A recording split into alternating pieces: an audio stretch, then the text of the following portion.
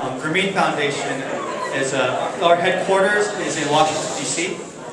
We actually have a local office here in Seattle that I work in, and it's called the Grameen Technology Center, where we fund and do a lot of programs, the work that we do in support of microfinance through these technology.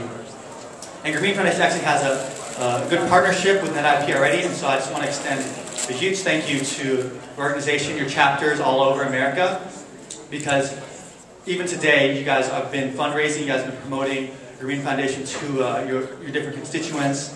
And if you actually held fundraisers, one of my favorite, I think there was a speed dating fundraiser from Chicago that NetIP put on, and so I thought that was a really creative and fun way to do that. So just want to once again thank you guys for all the support that you give Grameen Foundation. And so today I just want to talk a little bit about what we do and share a short story. I understand many of you were in attendance for my colleague David Edelstein, who spoke yesterday about the work we do broadly, and in the short time I have, I don't really have the ability to articulate the various projects in a lot of detail, but I just wanted to kind of put you in the shoes of what it means to be a poor person. I think David talked about what it means to be a poor person in India, and for me personally, what brought me to Grameen Foundation was my personal story. And perhaps many of you in the room have some similarities, some parallels in the story. My family was born in the Philippines, and my father was actually quite poor growing up.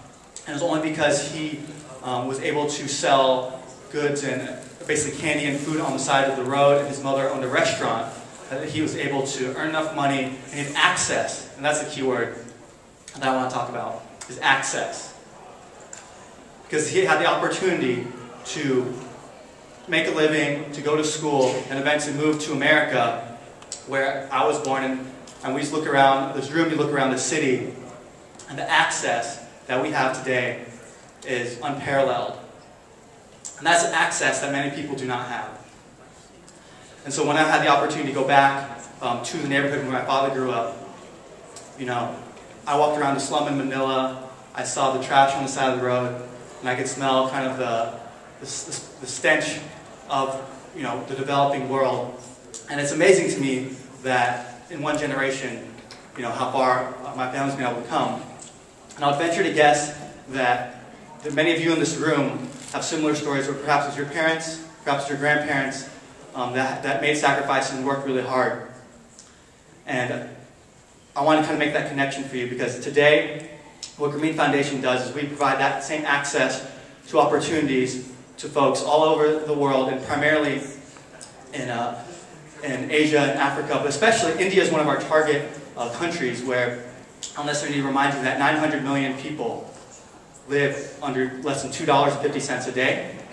That's more people than any other country in the world, and that's more poor people in all of India than all of sub-Saharan Africa, which often gets a lot of the attention these days.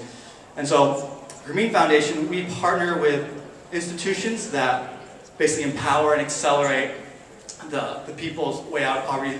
I don't need to tell you the story of microfinance, where you help entrepreneurs like my grandmother who want to start a restaurant. You give them access to capital, and they pay that back.